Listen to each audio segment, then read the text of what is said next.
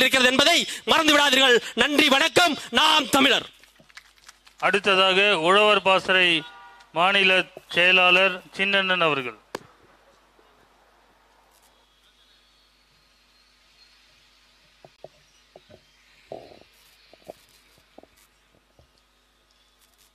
முயற்சி என்பது விதை போல, அதை விதைத்துக் கொண்டே இரு, முளைத்தால் மரம், இல்லையேல் மண்ணிற்கு உரம் என்று நமக்கு கற்பித்து இந்த மண்ணையும் மக்களையும் காக்க போராடி போராட்ட களத்தில் உயிர் நீத்த நமது பெருந்தகப்பன் வேளாண் பேரறிஞர் ஐயா நம்மாழ்வாரை வணங்குகிறேன்.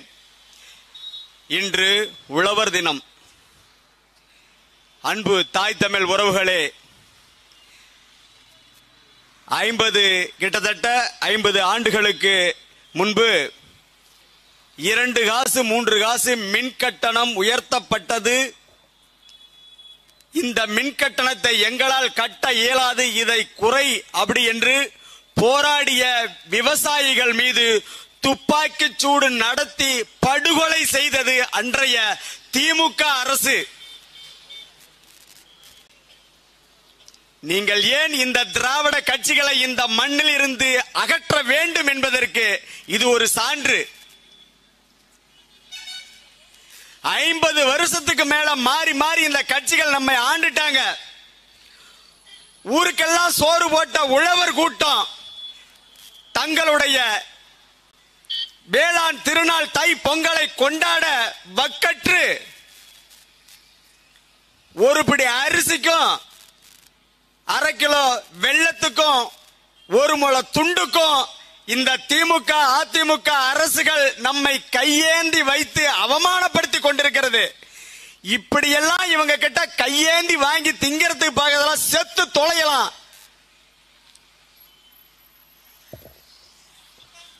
எங்கிருந்தோ பஞ்சம் பொழைக்க வந்த இந்த ஓங்கோல் கூட்டம் கருணாநிதி குடும்பம் இன்னைக்கு உலக பணக்காரர்கள் வரிசையில் நிக்குது.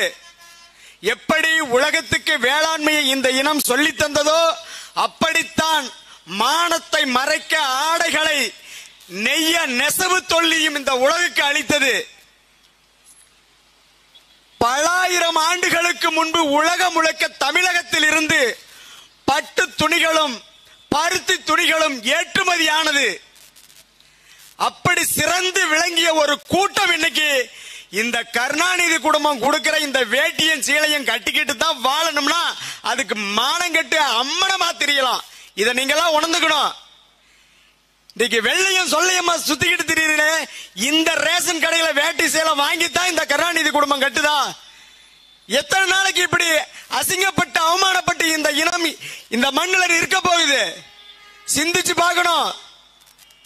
ஜூன் 12ஆம் தேதி காவிரி திறக்கப்பட்டிருக்கணும், திறக்கப்படல.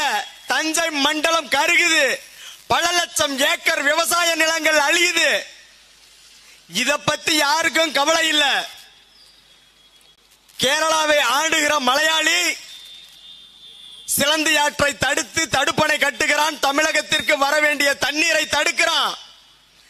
கர்நாடகத்தில் இருந்து வருகின்ற தண்ணீரை மேகதாதுவில் தடுப்பணை கட்டி கன்னடன் தடுக்கிறான். ஆந்திராவில் இருந்து வரும் பாலாற்றை இப்பொழுது அதிகாரத்திற்கு வந்த சந்திரபாபு நாயுடும் இதற்கு முன்பு ஆண்டு கொண்டிருந்த அரசும் தடுப்பணை கட்டியது. அதை தொடர்கிறார் சந்திரபாபு நாயுடு, தடுப்பணை கட்டியே தீர்வோம் என்று. ஆனால் மானங்கெட்ட அரசு திமுக அரசு வேடிக்கை பார்த்துக்கிட்டு இருக்குது. இந்த விவசாயிகளை கொன்று ஒழிக்கிற இந்த அரசாங்கத்திற்கு விவசாய சங்கங்கள் என்று சொல்லிக்கொண்டு சொம்பு தூக்கி கொண்டிருக்கிற விவசாய சங்கங்களை நாங்கள் நாம் தமிழர் வன்மையா கண்டிக்கிறோம். எத்தனை நாளைக்கு இப்படி மானம் கட்டி இருக்க போறீங்க? அத்தனைக்குமான ஒரே ஒரு தீர்வு, நாம் தமிழர் கையில் அதிகாரம் வரணும். அந்த அதிகாரம் வரணும்னா உங்க பிள்ளை அபிநயா இந்த மண்ணில வெல்லணும்.